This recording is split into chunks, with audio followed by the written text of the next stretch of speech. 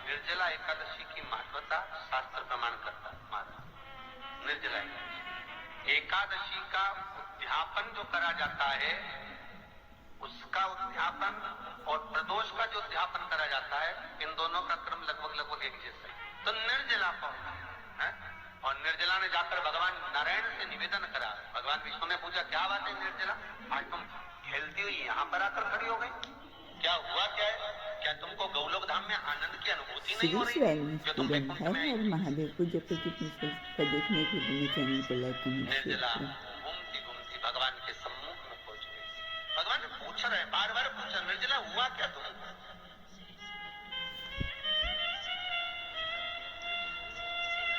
निर्जला एकादशी हुआ क्या है, क्या कारण है तुम्हारे यहाँ आने का, वैकुंठ पहुंचने का?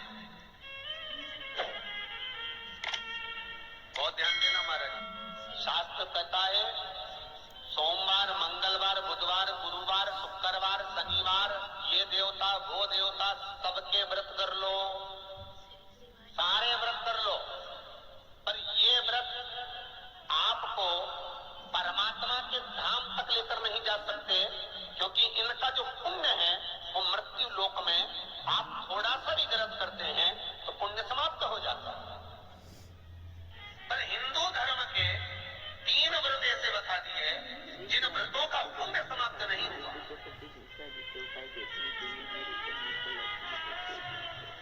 हिंदू धर्म के 3 व्रत ऐसे हो गए जिनका पुण्य समाप्त नहीं हुआ हमारे, जिनका पुण्य प्रबलता में बढ़ता गया। पहले नंबर पर एकादशी, दूसरे नंबर पर प्रदोष और तीसरे नंबर पर शिवरात्रि। एकादशी भी 26 है तो प्रदोष भी जम के बोलते जाओ 26 है, शिवरात्रि केवल 12, केवल 12, और अगर अधिक मास भी पड़ जावे तो ये 13, पर अधिक की आय तो 13 है। तो यहाँ शास्त्र कह रहा है कि 3 व्रत हमारे यहाँ जिनका पुण्य समाप्त नहीं हुआ, जिनका पुण्य प्रबल हुआ, बड़ा, इसलिए आज भी माता एकादशी का व्रत करती है। और एकादशी का व्रत कर अगर कोई जीवात्मा को देते हैं, कोई मर भी गया तो उसको एकादशी का दान देते हैं, एकादशी का उसको दान दिया है। महाराज निर्जला खड़ी, पूछा क्यों आई, क्या कारण? निर्जला आई तब लक्ष्मी मैया उठकर निर्जला के करीब में गई।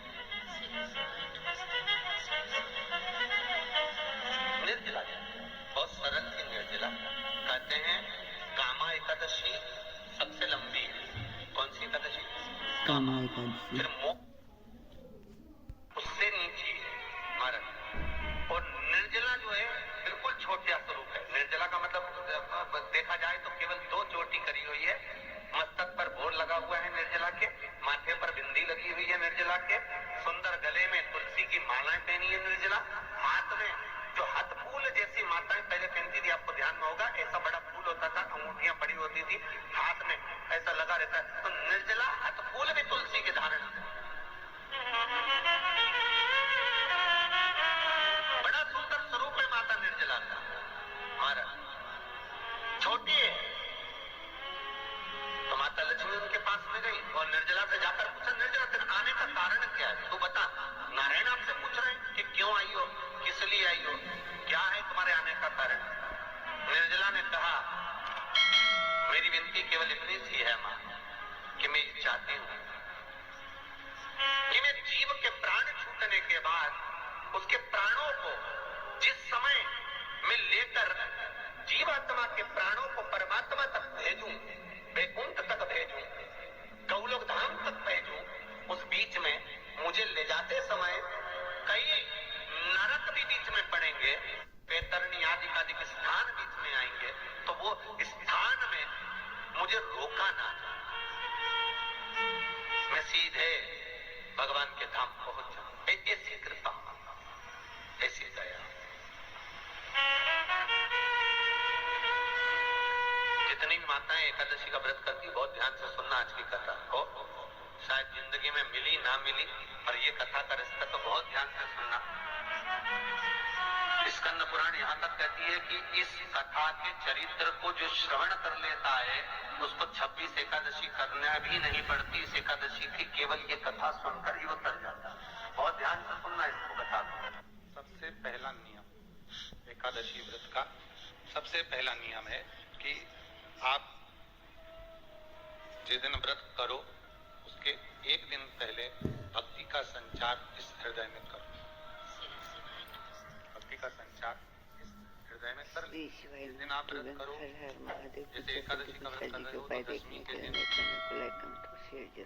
शाम का समय जब आवे, रात्रि जब होने लगे, शाम का समय आवे और रात्रि का आप जब भोजन ग्रहण करो तो उस भोजन में कोई ऐसा पदार्थ ग्रहण मत करिए जिस पदार्थ के कारण आपकी एकादशी बिगड़ जाए।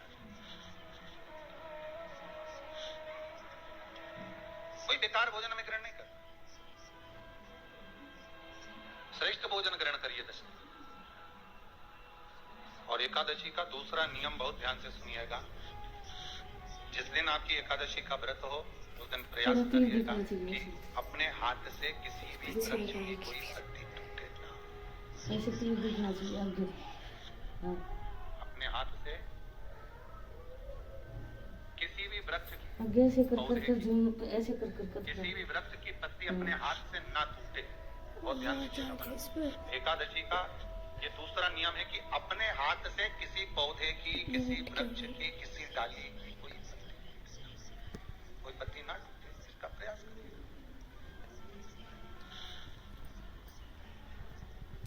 तीनों का पीछे नो तीनों को मारे।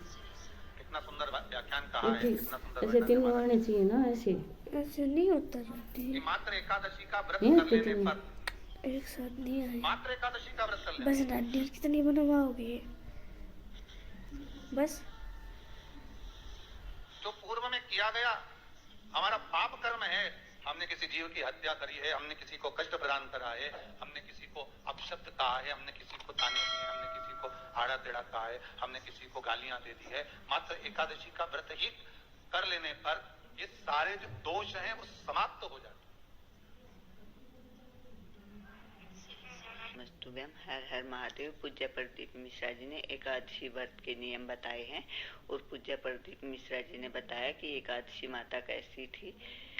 पूज्य प्रदीप मिश्रा जी ने बताया कि एकादशी व्रत अगर हम धारण करते हैं तो उससे पहले दिन ये ख्याल रखना है कि हमारे भोजन में कोई ऐसी चीज ना हो जिससे हमारा व्रत है जो वो निष्फल हो जाए। और पूज्य प्रदीप मिश्रा जी ने बताया है कि जिस दिन हमारा व्रत हो उस दिन किसी पेड़ की डाली को नहीं तोड़ना चाहिए। एकादशी व्रत बहुत ही धार्मिक व्रत है और इसे सभी माताएं और बहनें रहती हैं। इस दिन घर की बड़ी औरतों को पीले रंग की चीजें भी दान दी जाती हैं, जैसे पीला कपड़ा, पीले रंग की दाल या पीले रंग के पुष्प। अगर आपको भी पूज्य प्रदीप मिश्रा जी के उपाय अच्छे लगते हैं और देखना चाहते हैं, कथा सुनना चाहते हैं, तो उसके लिए मेरे चैनल को लाइक, कमेंट और शेयर जरूर करें। मेरा चैनल है धार्मिक वीडियो। हर हर महादेव। जय शिव शंकर, जय भोलेनाथ।